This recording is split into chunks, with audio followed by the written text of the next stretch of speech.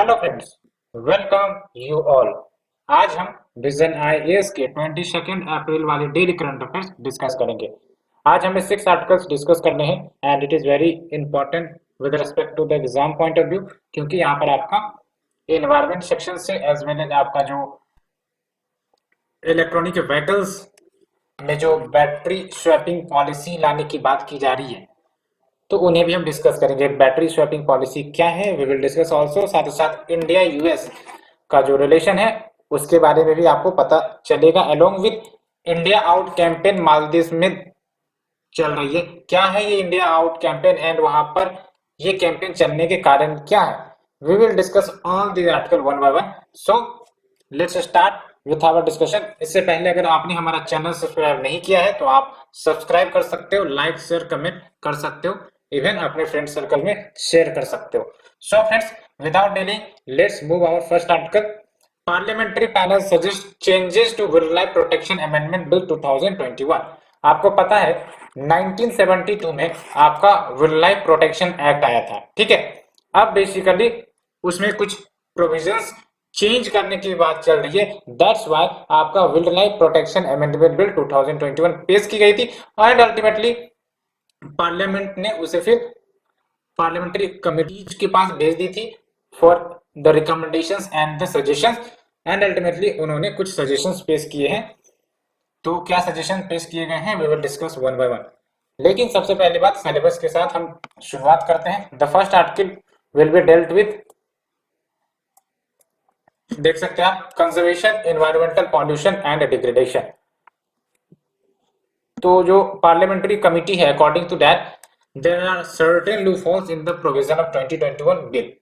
और ये जो कुछ प्रोविजंस इस अमेंडमेंट बिल में लाई गई हैं, दीज आर काउंटर इंट्यूटिव, यानी कि जो ऑब्जेक्टिव्स है वाइल्ड लाइफ प्रोटेक्शन एक्ट 1972 का, उसके काउंटर है, अपोजिट है, ठीक है।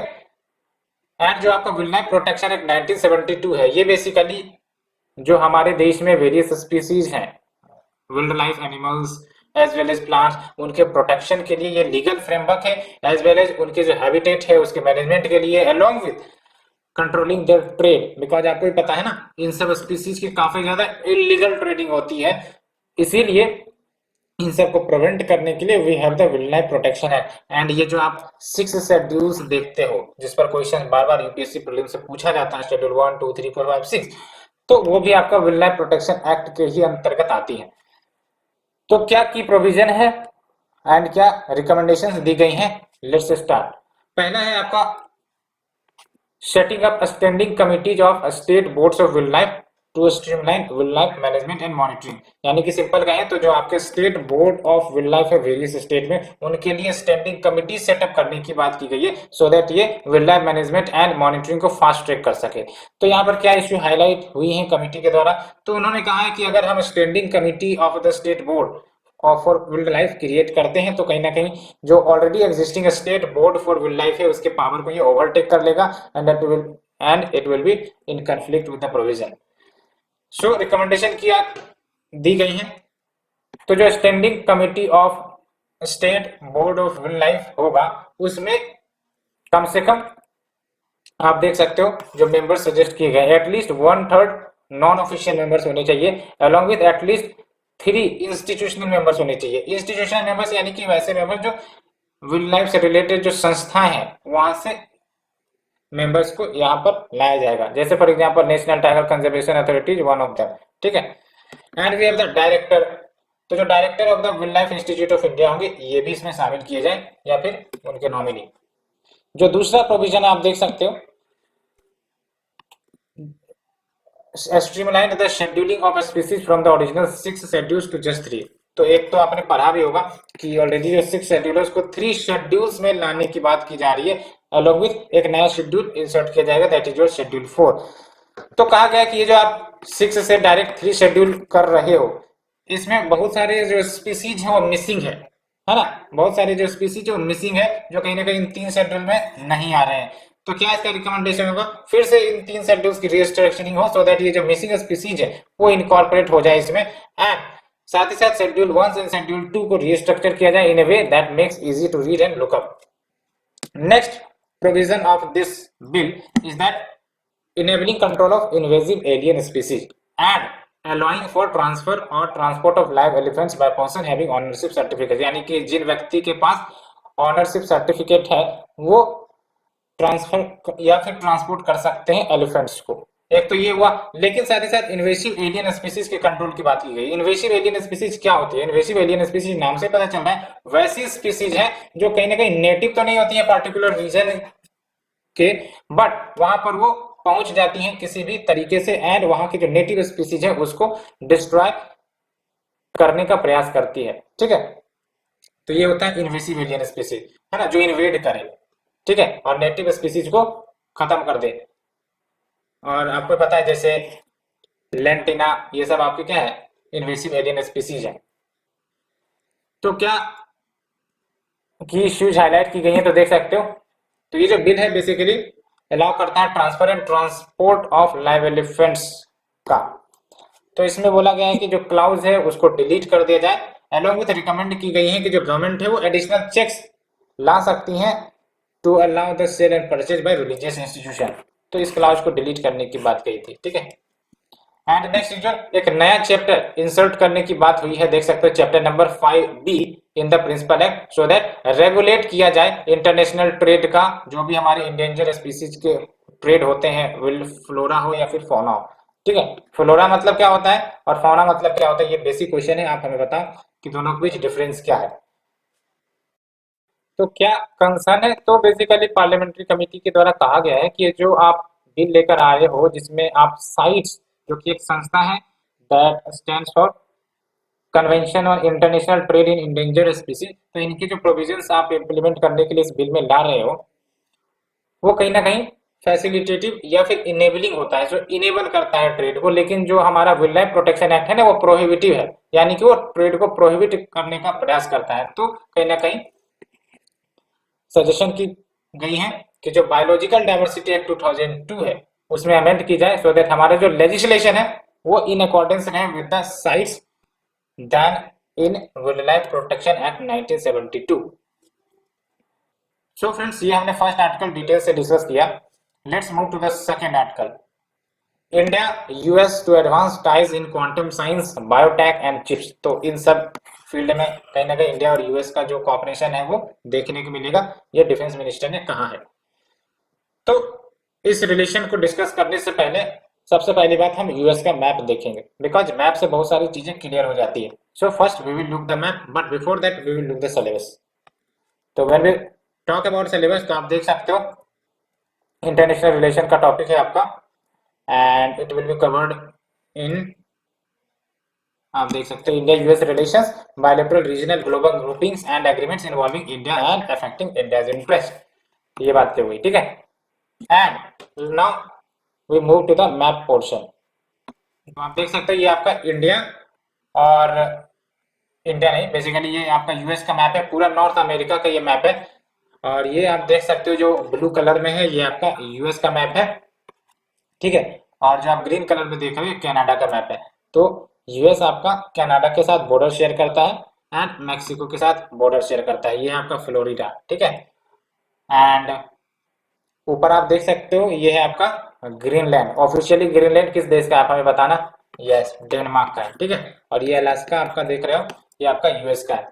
ठीक है, और इसके इस साइड में आप देखोगे तो आपका रशिया का पोर्शन एक्सटेंड करता है और बीच से आपका इंटरनेशनल डेट लाइन क्रॉस भी करता है। ठीक है, ये आपका न्यू फाउंडलैंड है एंड ये आपका गल्फ ऑफ मैक्सिको है। यहाँ पर वार्म करंट फ्लो करती है, आपको पता है यहाँ पर आपका कैलिफोर्निया करंट फ्लो करती है, यहाँ पर आपका अलास्का वार्म करंट फ्लो करती है। तो थोड़ा सा ज्योग्राफी का भी न्यूज मैंने आपको बता दिया। ठीक है, ये आपका जो ग्रेट लेक्स है, 5 लेक्स है ना, lake eri, Michigan, superior, Ontario, तो ये लेक आपको यहाँ पर मिल जाएंगे। यहाँ पर बताओ ये 5 लेक में ओनली यूएस का लेक कौन सा है? बाकी सब तो कनाडा का है लेकिन एक ही जो है यूएस का है, वो कौन सा है आप हमें बता सकते हैं कमेंट सेक्शन में।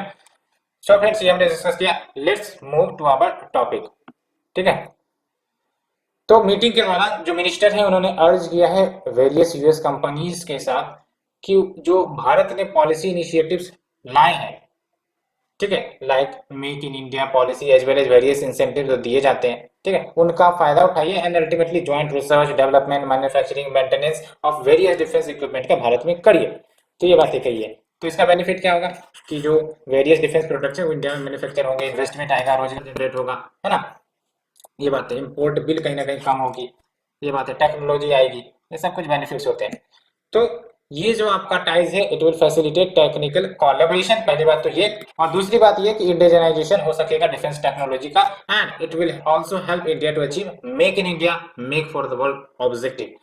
एंड अगर हम बात करें इंडिया यूएस डिफेंस रिलेशन की, तो डिफेंस रिलेशन जो है कहीं ना कहीं एलिवेट हुई है अगर हम बात करें दोनों देश के बीच। जैसे फॉर एग्जांपल 2016 में जो यूनाइटेड स्टेट्स हैं उन्होंने इंडिया को डेजिग्नेट किया था मेजर डिफेंस पार्टनर, इसके बारे में तो आपने भी सुना होगा। 2018 में इंडिया का जो रिलेशन है उसको अपग्रेड करके strategic trade authorization tier 1 status दी गई थी, जो अलाउ करता है कि जो various military and dual use technologies हैं उसका वो इंडिया इंपोर्ट कर सकता है विदाउट लाइसेंस, है ना। ठीक है, तो ये जो आपका strategic trade authorisation tier 1 status, इसके बारे में याद रखना है। ये क्या करता है, इंडिया को ये परमिशन देगा कि वो लाइसेंस फ्री एक्सेस कर सकते हैं to the wide range of military and dual use technology. तो ड्यूअल यूज टेक्नोलॉजी क्या होता है, नाम से पता चलता है ड्यूअल यूज, जिसका दो तरफा यूज हो, यानी कि it can be used for good purpose, it can be used for bad purpose also. जैसे आपका न्यूक्लियर टेक्नोलॉजी है, ठीक है। और आप हमें 4-5 एग्जांपल बताओ ड्यूअल यूज टेक्नोलॉजी के,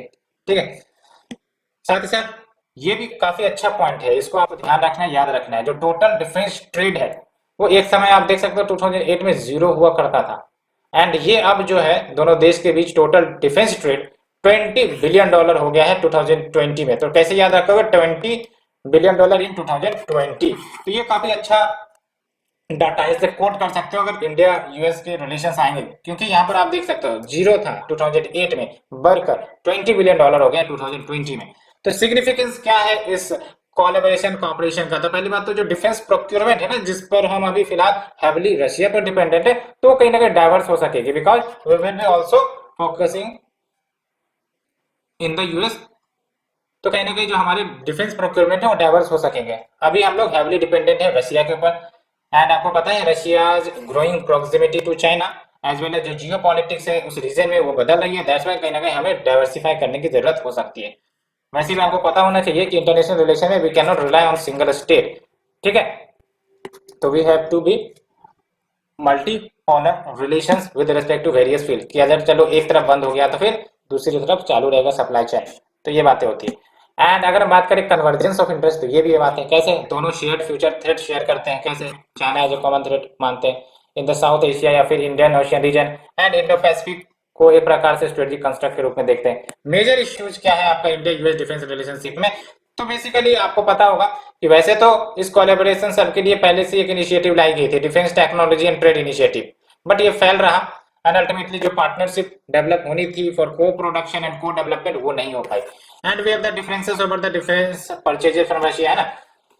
रशिया से जो हम परचेज करते हैं तो यूएस जो है सैंक्शन लगाने की बात करता है, ठीक है। और अगर हम रशिया से परचेज करना बंद कर देंगे तो कहीं ना कहीं रशिया और इंडिया के रिलेशन खराब हो जाएंगे। तो कहीं ना कहीं ये आपका डिफरेंसेस रहता है और यूएस तो बार बार ये भी थ्रेट देता है कि अगर आप करोगे डिफेंस परचेज फ्रॉम रशिया तो कार्सा एक्ट लगा दिया जाएगा, which means countering America adversary through sanction on India, ठीक है। एंड बायलैटरल डिफरेंसेस भी है ऑन वेरियस इश्यू, जैसे रशिया यूक्रेन वॉर, है ना। अभी आप देख सकते हो इंडिया तो न्यूट्रल है, ठीक है, इस इश्यू पर। ये बातें हैं। एंड अगर हम बात करें मेजर एग्रीमेंट्स एंड मैकेनिज्म, तो इसको थोड़ा ध्यान रखना है। मैं तो कहता हूँ थोड़ा सा क्रोनोलॉजी आपको थोड़ा ध्यान रखनी है 2016, 17, 18, 19, 20 वाले, ठीक है, क्योंकि यहाँ से क्रोनोलॉजी वाला क्वेश्चन पूछा जा सकता है। तो मेजर एग्रीमेंट जो हुए हैं बिटवीन इंडिया एंड यूएसए, तो 2009 में देख सकते हो we have the counter terrorism cooperation initiative. 2012 की बात करें तो defence technology and trade initiative, जिसके बारे में भी हमने बात भी किया। 2015 में we have the framework for the India US defence relations and 2015 में ही we have the joint strategic vision for Asia Pacific and Indian ocean region and 2016 में आपका जो logistic exchange memorandum of agreement, जिसको आप लेमुआ भी कहते हैं, आपने सुना भी होगा, ठीक है, लेमुआ 2016 में। एंड वी हैव द 2016 में framework for the US India cyber relationship and 2018 में we have the communications compatibility and security agreement, जिसको हम कहते हैं कॉम कासा, आपने सुना भी होगा। 2019 में we have the industrial security annex and 2020 में वी हैव द बेका यानी कि basic exchange and cooperative agreement है। तो क्या क्या आ गया आपका, पहले आया लेमोआ आया आपका, उसके बाद आपका आया कॉमकासा, उसके बाद आपका आया बेका। इसलिए मैं बोल रहा हूँ कि क्रोनोलॉजी याद रखो, सो दैट क्वेश्चंस अगर आते हैं क्रोनोलॉजी के ऊपर तो we can solve. So friends हमने ये इश्यू डिस्कस कर लिया। Let's move to the third issue, biological medical waste increase as the country battle the pandemic. ये कहीं ना कहीं काफी ज्यादा कंसर्निंग इश्यू इसलिए है बिकॉज हमने तो वैसे कोविड-19 से लड़ने के लिए बहुत इनिशिएटिव लिए, वैक्सीन लाई, दवाई लाई, है ना, लेकिन आपको पता होगा कि इसके बिहाइंड द सीन अगर देखें तो इतने ज्यादा मेडिकल वास्ट जनरेट हो गए होंगे कि इसको कहीं ना कहीं प्रॉपर तरीके से डील करना एक चैलेंजिंग है। तो कैसे हम इसे डील करेंगे वो भी हम देखेंगे। अलॉन्ग विद आपको पता होगा कि लगभग अगर देखा जाए तो we have approx 130 crore population. अगर 20 करोड़ इसमें से थोड़ा सा माइनस किया जाए because it can be less than 18 year of child, तो जो वैक्सीनेशन है लगभग लगभग 100 करोड़ प्लेट से लगी होगी। अब 100 करोड़ वन सिरिंज, अब जाहिर सी बात है डबल डोज लगी है तो टोटल मिलाकर 200 करोड़ के सिरिंज तो लगे होंगे, बहुत सारे तो सिरिंज वेस्ट भी होंगे, तो 200 से लेके 250 करोड़ सिरिंजेस तो लगी होंगी। अलॉन्ग विद कोविड-19 के दौरान बहुत सारे ट्रीटमेंट हुई, दवाइयां आई, है ना, सिरिंजेस भी लगे। तो इन सब से मैं क्या बताना चाह रहा हूँ कि बहुत सारे जो बायोमेडिकल वास्ट है वो कहीं ना कहीं एकोमुलेट हुए होंगे, जनरेट हुए होंगे, तो इसका ट्रीटमेंट करना काफी ज्यादा जरूरी है ना, प्रॉपर ट्रीटमेंट, सो दैट ये कहीं ना कहीं कोई डिजीज पैदा ना करे एंड इन्वायरमेंट को हार्म ना पहुंचाए। ठीक है, और आप हमें बताओ कि बायोमेडिकल वास्ट या फिर जो आपके ये सब जो वास्ट होते हैं उसके डील करने के लिए we have the international agreement, वो कौन सा है। ठीक है, तो ये बातें हो गई। तो चलिए अब मुद्दे पर आते हैं, लेकिन सबसे पहली बार सिलेबस को डिस्कस कर लेते हैं। तो article number 3 will deal with disaster and disaster management. ठीक है, तो वेयर इज द टॉपिक, तो जीएस पेपर 3 में आप देख सकते हो disaster and disaster management, biomedical vast, associated concerns, it will be covered under this article. तो देख सकते हो मिनिस्ट्री ऑफ एनवायरनमेंट के डाटा ये शो करते हैं कि जो कंट्री है वो approximately 651.23 tons of biomedical vast per day generate करते थे 2020 में। लेकिन लेकिन लेकिन यहाँ पर आपको ध्यान देखना है कि कोविड-19 पैंडेमिक जब आई तो जो डेली बायोमेडिकल वास्ट आउटपुट है वो बढ़ गई, कितना हो गई, 962.31 tons per day between May 2022 and March 2022, है ना, मई 2022 मार्च 2022। ठीक है, तो कितना का इजाफा हुआ, 651 था और डायरेक्ट आपका 962 हो गया, तो लगभग 300 आपका जो टन है उसका इजाफा हुआ, वो मैं पर डे की बात कर रहा हूँ। ठीक है, एंड दूसरी कंसर्न क्या है, आप देख लो इतने सारे जनरेट तो हो रहे हैं, लेकिन ये जो आपके बायोमेडिकल वास्ट जो जनरेट हो रहा है इसके ट्रीटमेंट फैसिलिटीज का हर जगह एक समान है नहीं है। ठीक है, तो नहीं है तो इसका मतलब क्या हुआ, कहीं पर ये जो बायोमेडिकल वास्ट है वो ऐसे ही पड़े रहेंगे बिना ट्रीटमेंट के, उस पर इन्वायरमेंट का काफी ज्यादा नुकसान होगा। तो आप देख सकते हो common biomedical waste treatment facilities were concentrated in a few states and according to biomedical waste management and handling rules 1998, biomedical waste किसे कहेंगे, कोई वास्ट जो जनरेट हुआ है डायग्नोसिस के दौरान, ट्रीटमेंट या फिर इम्यूनाइजेशन ऑफ ह्यूमन बींग्स का या फिर एनिमल्स का, और in the research activities related to और इन द प्रोडक्शन और टेस्टिंग ऑफ बायोलॉजिकल्स। तो यहाँ से जो भी आपके वास्ट जनरेट हो रहे होंगे that will considered as biomedical waste and it is been defined under biomedical waste management and handling rules 1998, you must keep remembering that. And अगर हम बात करें हेल्थ रिस्क जो एसोसिएटेड है unsafe disposal and mismanagement of biomedical waste का, मैंने आपको बताया अगर लेट से कि अनसेफ डिस्पोजल होता है या फिर डिस्पोजल ही नहीं हो पाती है और अनसेफ डिस्पोजल है जैसे ओपन बर्निंग हो गई इस बायोमेडिकल वास्ट की, तो इसके कारण क्या होगा, वेरियस हार्मफुल केमिकल जैसे आपका डाइऑक्सिन, फ्लोरेंस, पार्टिकुलर मैटर, ये सब तो जनरेट होंगे कहाँ जाएंगे, मनुष्य के शरीर के अंदर या फिर एटमोस्फेयर में, है ना। तो इससे ना सिर्फ ह्यूमंस का बल्कि जो आपके प्लांट्स या फिर जो अदर एनिमल स्पीसीज है उनको भी तो नुकसान पहुंचेगी। एंड अगर लेट से कि अनट्रीटेड वेस्ट का डिस्पोजल कर दिया जाता है लैंडफिल्स वाले इलाके में, तो इसके कारण क्या होगा, जो भी केमिकल्स धीरे धीरे रिलीज होंगी वो आपका सतह के नीचे जाएंगी एंड अल्टीमेटली ड्रिंकिंग वाटर के साथ मिक्स हो सकती है, सरफेस वाटर के साथ मिक्स हो सकती है, ग्राउंड वाटर के साथ मिक्स हो सकती हैं, तो it will be very harmful, it will get inserted into the our body while we drink the water. And फिर देख सकते हैं आप रिलीज ऑफ केमिकल और biological hazards including drug resistance microorganism, सबसे बड़ा खतरा तो ये होता है ड्रग रेसिस्टेंट माइक्रोऑर्गेनिज्म, ये वैसे माइक्रोऑर्गेनिज्म होंगे जो बेसिकली ड्रग रेसिस्टेंट हो गए होंगे, इन पर कितना भी दवाई दे दो या फिर दवाई खा लो ट्रीटमेंट नहीं होगा जब तक हम ट्रीटमेंट में चेंज नहीं करेंगे, तो ये हो जाते हैं आपके ड्रग रेसिस्टेंट माइक्रोऑर्गेनिज्म, तो ये सब भी पनप सकते हैं। तो स्टेप्स क्या लिए गए हैं for safe disposal of biomedical waste, we have the guidelines for handling waste generated during treatment, diagnosis, quarantine of the कोविड-19 पेशेंट, तो ये सब गाइडलाइंस है और ये गाइडलाइंस इश्यू किए गए बायोमेडिकल वॉश मेंटेनिंग रूल 2016 के अंतर्गत। And we are the central pollution control board guidelines on handling treatment and disposal of waste generated during treatment, diagnosis and quarantine of COVID-19 patients। And एक central sector scheme भी है जो financial support देता है for innovative research projects, जिसका main aim होगा, अगर कोई प्रोजेक्ट है जिसका मेन एम है environmentally sound management of waste करवाना लाइक बायोमेडिकल वेस्ट, तो फिर उसके लिए आपका सेंट्रल सेक्टर स्कीम चलता है और फाइनेंशियल सपोर्ट दी जाती है ऐसे इनोवेटिव प्रोजेक्ट के लिए। ठीक है, तो ये आप थोड़ा सा डाटा देख सकते हो, वैसे इतना छोटा है कि दिख भी नहीं रहा। और देख सकते हैं यहाँ पर आप ध्यान रखो, states 6 states which generated more than 100 tonne, तो केरला नंबर 1 पर है, दूसरे नंबर पर महाराष्ट्र है, तीसरे नंबर पर कर्नाटक है। तो ये बात है।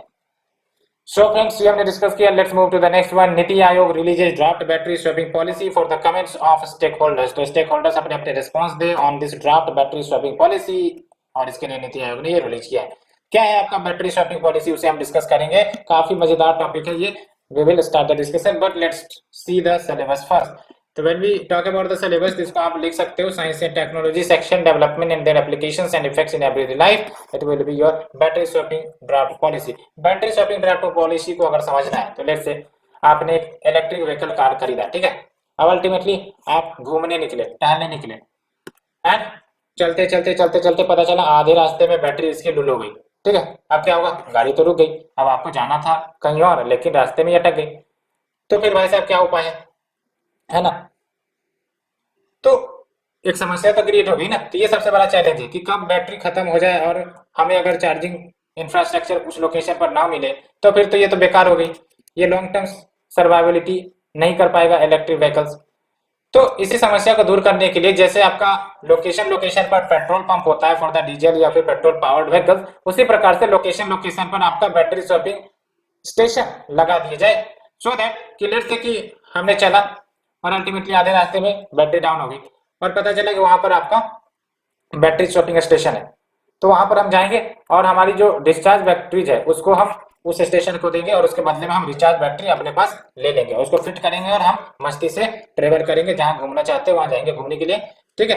तो ये है बैटरी स्वैपिंग पॉलिसी और battery swapping station. It is similar कि जो आपके लोकेशन पर वेरियस पेट्रोल पंप आज देखते हो, पहले एक समय तो यहाँ कुछ भी नहीं था, लेकिन अब जो है बहुत सारी जगह पर petrol pump station, diesel pump station हो गए। उसी प्रकार से आज भले ही हमारे देश में बैटरी स्वैपिंग स्टेशन ना हो, लेकिन अगर इस इंफ्रास्ट्रक्चर को प्रमोट किया जाता है तो जगह जगह पर बैटरी स्वैपिंग स्टेशन हो जाएंगे, and it will be similar and it will be common to have the battery swapping location in the entire India. तो ये बात है। और ईवी इंफ्रास्ट्रक्चर को, ईवी इकोसिस्टम को अगर बढ़ाना है, बढ़ावा देना है, तो it is the first and prior component के हमें इस प्रकार के कंसेप्ट लाने ही होंगे, ठीक है। तो ये बात हो गई। तो अब इसी के बारे में हम कुछ चर्चा देखते हैं। तो ये जो पॉलिसी है इसका बेसिक एम यही है कि जो बैटरी स्वैपिंग टेक्नोलॉजी को अडॉप्ट किया जाए via battery as a service, and जो की technical regulatory institutional financing challenge है उसको एड्रेस किया जाए। और ये जो आपका बैटरी स्वैपिंग पॉलिसी, इसका कंसेप्ट बेसिकली बजट स्पीच 2022-23 में आया था, और इसका बेसिक एम यही है कि इलेक्ट्रिक व्हीकल इकोसिस्टम की एफिशिएंसी को मजबूत किया जाए। बिकॉज जो आपका ईवी इकोसिस्टम है उसके लिए मैंने आपको बताया कोर कंपोनेंट क्या है, चार्जिंग इंफ्रास्ट्रक्चर या फिर बैटरी स्वैपिंग नेटवर्क। तो बैटरी स्वैपिंग क्या है मैंने आपको बता ही दिया है, तो फिर से आई थिंक रिपीट करने की जरूरत नहीं है। With the highlights of the policy, तो देख सकते हो 2 फेजेस में ये पॉलिसी को चलाया जाएगा। पहला फेज जो है उसके तहत बैटरी स्वैपिंग नेटवर्क सेटअप किए जाएंगे इन मेट्रोपॉलिटन सिटी जहां की जो पॉपुलेशन है it is above 40 lakh as per the census 2011। And second phases में क्या होगा, जो भी मेजर सिटीज है उसको कवर कर दी जाएंगी, और various state Capitals, UT headquarters and those having a population of over 5 lakh. And जो व्हीकल्स है हैविंग द स्वैपेबल बैटरी उसको सोल्ड किए जा सकते हैं विदाउट अ बैटरी। एंड ये ध्यान रखना है आपको, ये काफी इंपॉर्टेंट है। एनी इंडिविजुअल्स और एंटिटी, चाहे हम हो आप है कोई कंपनी है, वो सेटअप कर सकता है battery swapping station at any location. तो ये जो आपका बैटरी स्वैपिंग स्टेशन है ये कहीं ना कहीं अभी काफी ज्यादा डिमांड में रहेगा, तो ये बिजनेस पर्पस के लिए भी काफी ज्यादा यूं कह सकते हो कि प्रोस्पेरिटी ला सकता है, क्योंकि अभी न्यू न्यू होंगी, है ना। एंड जो स्वैपेबल बैटरीज होंगी उनमें आपका एडवांस फीचर्स होगा, like IoT battery based monitoring system, जो बताएगा कि भाई साहब अब आपके बैटरी डिस्चार्ज होने वाले हैं इसलिए किनारा कर लो, स्टेशन के पास लेके चलो, है ना। रिमोट मॉनिटरिंग होगी to ensure battery safety and security of the cell, ठीक है। सिमिलर जैसे आपका वेरियस कार्स या फिर जो मोटर बाइक्स में होती है ना, उसी प्रकार से आप समझो, आसान होगी चीजें समझना। एंड जो आपका ब्यूरो ऑफ एनर्जी एफिशिएंसी है ये रेस्पॉन्सिबल होगा for the implementation of battery swapping network across the country. ये तो और भी ज्यादा इंपॉर्टेंट है, कौन करेगा इसका implementation all over the country? Bureau of energy efficiency. So friends इसे डिस्कस करने के बाद अब हम बात करते हैं कि जो प्रमोट हम कर रहे हैं swapping of batteries with advance chemistry cell battery, तो इसका बेनिफिट ये है कि जो बैटरी कॉस्ट है वो कहीं ना कहीं कम हो जाएंगे। अब पता चला कि बैटरी डाउन होगी, अब कोई चार्जिंग इंफ्रास्ट्रक्चर है नहीं, तो हम कहीं ना कहीं क्या करेंगे, लोकल स्टोर को हो सकता है ढूंढेंगे कि भाई साहब चार्ज कर दो, तो हो सकता है आपका पैसे ज्यादा ले, अनसर्टेनिटी है, यूनिफॉर्मिटी नहीं रहेगी। तो दैट्स व्हाई अगर ये आपका बैटरी स्वैपिंग स्टेशन है तो it offers flexibility to the EV users and establishes the principles behind the technical standards, also encourages the partnership among the battery provider. तो जो बैटरी प्रोवाइडर्स हैं आजकल जो वेरियस बैटरीज आप देखते हो, एमरॉन हो गया या फिर एक्साइड, ये सब बैटरी हो गए, इनके साथ पार्टनरशिप किया जा सकता है, तो इनका भी तो बिजनेस ग्रो करेगा। And we have the promoting better life cycle management of batteries, ये भी बात है। सो फ्रेंड्स इसे डिस्कस करने के बाद let's move to the next one, stolen artefacts to be return to India from Scotland museums. आपने बहुत बार सुना होगा, एक सालों में तो बहुत बार आपने ये स्टोरी सुनी होगी कि बहुत सारे आर्टिफैक्ट्स वापस इंडिया को आ रहे हैं। तो इससे रिलेटेड लीगल फ्रेमवर्क क्या है हम देखेंगे, but before that let's talk to the syllabus. तो ये आपका जीएस पेपर 1 डायरेक्ट में आपका आर्ट एंड कल्चर में कवर हो जाएगा। देख सकते हैं Indian culture will cover silent aspects of art form, literature, architecture from ancient to modern time. तो ये बात हो गई। ये स्कॉटलैंड कहाँ है आप हमें बताओ। स्कॉटलैंड बेसिकली यूके जो है आपका, यूके में ही आपका स्कॉटलैंड पड़ता है, स्कॉटलैंड, इंग्लैंड एंड वेल्स, ठीक है। तो ये जो आपका एंटीक्विटीज है ये बेसिकली इंडिया के द्वारा रिक्वेस्ट की गई थी because these are a part of India historic heritage. And ये आप देख सकते हो, ये डाटा आपको ध्यान में रखनी है। सीएजी रिपोर्ट के अनुसार अभी प्रेजेंट सीएजी कौन है, गिरीश चंद्र मुर्मू, ठीक है।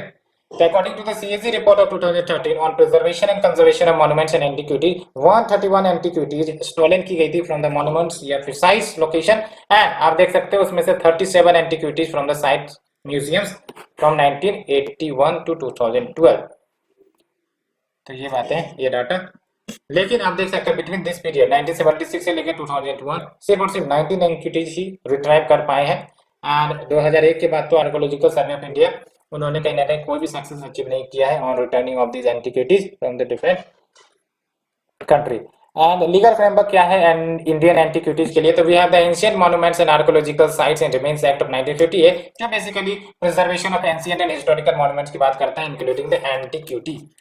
एंड जो antiquities and art treasures act 1972 है, अंडर दिस जो आर्कोलॉजिकल सर्वे ऑफ इंडिया है ये वर्क करते हैं टू रिट्राइव स्टोलन और इलीगली एक्सपोर्टेड आर्ट ऑब्जेक्ट। कैसे? एक्सपोर्ट ट्रेड जो किए जाते हैं एंटिक्विटीज एंड आर्ट ट्रेजर्स को, उसको रेगुलेट करके, मॉनिटर करके। And we have the national mission on monuments and antiquity जो नेशनल रजिस्टर क्रिएट करता है ऑन द आर्टिफैक्ट जो अनप्रोटेक्टेड है।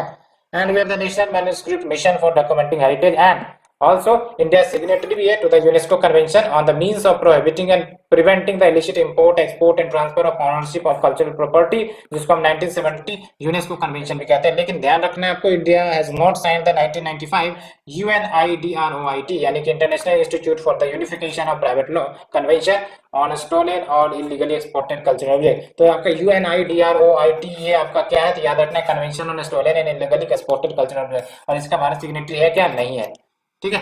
तो ये ध्यान रखने। So friends after discussing all these 5 articles let's move to the 6th and last article. Maldives president issues decree banning India out campaign. तो ये इंडिया आउट कैंपेन क्या है उसे हम डिस्कस करेंगे, बट सिलेबस देखते हैं। तो सिलेबस में आपका वही होगा, आपको पता चल गई होगी कि सिलेबस में क्या होगा। देखो आप सिलेबस, हाँ, India neighbourhood relations, India Maldives relation and India out campaign. तो सबसे पहली बात तो मालदीव्स का हम मैप देखेंगे, है ना। ये आप देख लो, मैंने एक स्टैंडर्ड मैप लेके आया है आपके लिए। तो ये आपका प्रॉपर इंडिया का जो सदर्न पेनिनसुला है ये आप देख सकते हो। एंड अल्टीमेटली ये आपका मालदीव्स, ये जो आप देख रहे हो लैटिट्यूडनल स्ट्रिंग है ना, ऐसे करके ये आपका मालदीव्स कैपिटल माले, और यहीं पर अभी इंडिया आउट कैंपेन चल रहा है। आप बताओ अंडमान एंड निकोबार को सेपरेट करने वाला कौन सा चैनल है, 10 डिग्री है, 9 डिग्री है, 8 डिग्री है, 5 डिग्री है, कौन सा? ये तो मैंने लक्षद्वीप की बात की, इधर तो आपको लक्षद्वीप आ जाता है, अंडमान एंड निकोबार आइलैंड किधर आएगा, इधर, ठीक है। तो ये हो गई। चलिए अब हम डिस्कस करते हैं आर्टिकल को। तो बेसिकली जो इंडिया आउट कैंपेन है ना, एक प्रकार से मालदीव्स में चल रही एक प्रकार से ऑर्गेनाइज्ड कैंपेन है जिसका एम क्या है कि जो रिलेशंस है बिटवीन इंडिया एंड मालदीव्स उसको डिसरप्ट करो बाय इंसाइटिंग अनरेस्ट। कारण क्या बताया गया है, कारण बताया गया है बेसिकली ये कि एक कॉपरेशन हुआ था between the India and Maldives 2021 में, जिसके तहत हार्बर डेवलप किए जाने थे ऑन द उथुरु थिला फल्हू अटोल। अटोल बेसिकली आप समझ लो कि ये आइलैंड होते हैं, ठीक है। तो ये आपका अटोल डेवलप करने की बात थी, किसके लिए, मालदीवियन कोस्ट गार्ड के लिए। लेकिन ये रूमर फैलाया गया कि यहाँ पर इंडियन मिलिट्री पर्सनल रुकेंगे, है ना। तो इस रूमर के कारण आपका ये कैंपेन स्टार्ट किया गया वहां के जो पीपल्स एसोसिएशन है। तो ये इश्यू निकल कर आया, ठीक है। तो इंडिया आउट कैंपेन के बारे में थोड़ी सी जानकारी आपको याद रखनी है। एंड तो ये जो आपका प्रेसिडेंट ने इशू किया है ऑर्डर या decree which bans the India out campaign, तो देख सकते हैं it was taken to protect the long standing relation जो इंडिया और मालदीव्स के बीच है, and also protect Maldives national and regional securities. And फिर आप देख सकते हो, अगर हम बात करें इंडिया मालदीव्स के रिलेशनशिप क्यों important, why there is need of greater and deeper cooperation between India and Maldives. तो पहली बात तो ये कि मालदीव स्ट्रेटेजिकली इंपॉर्टेंट है इंडिया के लिए बिकॉज ऑफ द लोकेशन। पहली इंपॉर्टेंट बात, location decide the strategy of any nation, ठीक है। यहाँ पर आप लोकेशन देखो, उसी प्रकार से आप आज जो देख रहे हो यूक्रेन रशिया वॉर, वो भी आपका स्ट्रेटेजिक लोकेशन का ही परिणाम है। It is the geographical boundary that has been led to the war, कहीं ना कहीं, ठीक है। बिकॉज यूक्रेन एक प्रकार से बफर कंट्री के रूप में नजर आप देख सकते हो। एक तरफ आपका रशिया है तो दूसरी तरफ आपका नाटो एंड एसोसिएटेड मेंबर्स वाले कंट्रीज है। दैट्स व्हाई यूक्रेन को ये झेलना पड़ रहा है, ठीक है। तो ये बातें हुई। तो Maldives is strategically important for India, why, because Maldives proximity to the west coast of India. ये तो बात ही है, मैंने मैप में भी दिखाई थी आपको, ये आप देख लो, बहुत ही ज्यादा नजदीक है। और दूसरी इंपॉर्टेंट बात ये है, रिलेशन अगर अच्छे नहीं रहेंगे तो अभी आजकल जो चाइना है वो काफी बड़े बड़े इंफ्रास्ट्रक्चर प्रोजेक्ट मालदीव में लगा रहा है और मालदीव को अपनी तरफ खींचने का प्रयास कर रहा है। श्रीलंका में भी चाइना ने यही किया और अल्टीमेटली वहां पर अपना प्रेजेंस बनाए हुए है। तो इधर तो प्रेजेंस बनाए हुए है, इधर भी अपना प्रेजेंस बना रहा है। तो जो कहीं ना कहीं भारत जो है इधर से भी गिर सकता है, इधर से भी गिर सकता है। तो भारत की सिक्योरिटी के लिए कहीं ना कहीं खतरा हो सकता है। तो दैट्स व्हाई रिलेशन अच्छे करना बहुत ही ज्यादा इंपॉर्टेंट है। और साथ ही साथ जो मालदीव है, situated at the hub of commercial sea lane, because यहाँ से बहुत सारी सीप गुजरती हैं running through the Indian ocean. And both countries ने सिक्योरिटी कॉपरेशन पैक्ट साइन किया है with a credit line from India so that capacity building की जाए in the maritime domain. And Maldives जो है कोलंबो सिक्योरिटी कॉन्क्लेव का पार्ट है, हिस्सा है, which was initiated by India. And इसका basic objective peaceful cooperation in the Indian ocean along with Sri Lanka and Mauritius. And India जो है high impact community development project various atolls जो मालदीव्स के वहां पर कंस्ट्रक्ट कर रही है। And India's approach for Maldives की अगर हम बात करें तो it is driven by security and growth of all region, that is your SAGAR aim, जो या जिसका ऑब्जेक्टिव है कि जो हमारे आइलैंड नेशंस हैं in the eastern Indian ocean उसको असिस्ट करे, है ना, हेल्प करे। तो ये बातें हैं। एंड आप देख सकते हो अदर कंसर्न्स क्या है इंडिया मालदीव रिलेशनशिप। पहली बात तो पॉलिटिकल इनस्टेबिलिटी, किस सेंस में, तो जो आपके पास्ट रिजीम रहे हैं कहीं ना कहीं पास्ट प्रो चाइना रिजीम रहे हैं, जिसके कारण जो इंडिया मालदीव रिलेशनशिप में गैप क्रिएट हो गया था। एंड रिलेशंस विद चाइना की अगर बात करें तो मालदीव जो है कहीं ना कहीं इंपॉर्टेंट पेड़ के रूप में निकल कर आया है in China string of pearls in the south Asia. और साथ ही साथ चाइनीज इन्वेस्टर मैंने आपको बताया भर भर के यहाँ पर आते हैं। जैसे for example China Maldives friendship bridge, ये काउंट ऑफ कंसर्न है for India. And Islamic radicalization भी देखने को मिलता है on to the political and socio economic uncertainty. जो नंबर ऑफ मालदीवियंस है वो कि नहीं कहीं ना कहीं टेररिस्ट ग्रुप्स की तरफ मूव कर जाते हैं like the Islamic state, Pakistan based मदरसाज and jihadist group. तो इसके कारण भारत पर भी इसका नेगेटिव असर पड़ सकता है। That's why we need various cooperation and good and strong relation with Maldives along with security as a core center. So friends, ये हमने ऑल दीज आर्टिकल डिस्कस किया, होप यू अंडरस्टूड बेटर। आज के लिए थैंक यू वेरी मच। अगर आपको article अच्छी लग रही है तो आप लाइक शेयर सब्सक्राइब जरूर कर सकते हो। Thank you friend, thank you very much.